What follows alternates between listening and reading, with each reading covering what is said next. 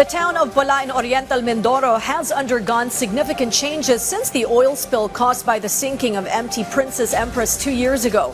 Currently, the situation has significantly improved. Tourism is now thriving, and more importantly, fisher folk have resumed their livelihood at sea. Our Luisa Erispe has more on this story.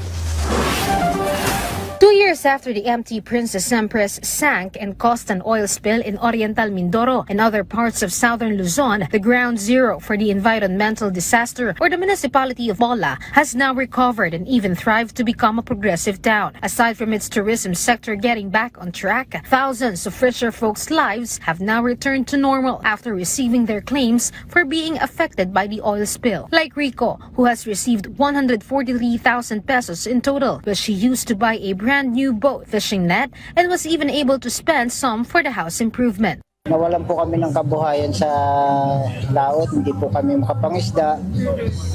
Malaking tulong po ang naibigay po sa amin.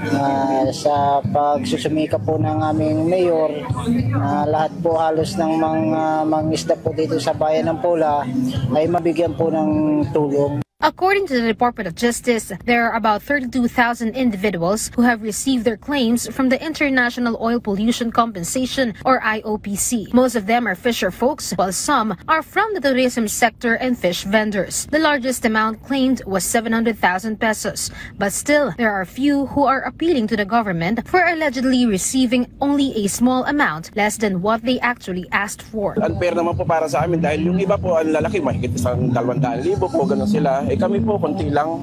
Kami po lahat ng taga-palengke po ay merong 6,000, meron pong 9,000, meron pong 10,000 lang po.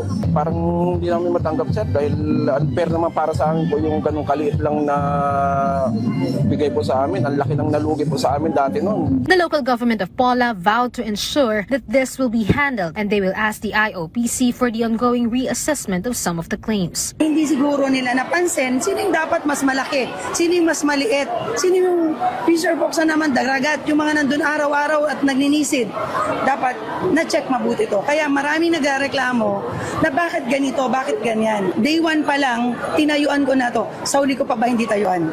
The DOJ is also focusing on this issue, and they have talked to the IOPC to process the claims. But they asked those who have yet to receive the claims to submit the necessary requirements. Hindi pare-parehas kasi ng sitwasyon ng bawat isa eh. May mga iba na talagang may pakita nila na ganito yung kinikita nila at dahil sa oil spill hindi sila nakapaglayag, hindi sila nakalabas. Kung may pangangailangan, nandyan lang naman kami. Kailangan lang magtulungan tayo at sana intindihan natin yung proseso. Isipin nyo lamang ho na ang ating gobyerno ay nasa likod ninyo para maghabol. The Justice Department sees that by 2026, there will be around 40,000 individuals who have received their claims. Meanwhile, aside from the claims, Pola Oriental Mindoro also pushes for pursuit of illegal tankers in their municipal waters, especially those involved in the Paihi system or oil smuggling. But the LGU asked the national government to also help in curbing such schemes. Matagal ng problema ng national issue to eh. So sila yung mag-solve, dapat kami bilang punong bayan, susuporta kami kung anong direktiba ng national na dapat tigilan na to. Dapat huminto na sila. Kasi illegalista yan eh. Dapat kami ang nagsasuffer, hindi naman sila eh. Yung malalaki negosyantes, magsasuffer ba sila? Kumikita sila eh. Pero kaming nandito sa baba, paano kami? Luisa Erispe from the National TV for a new and better Philippines.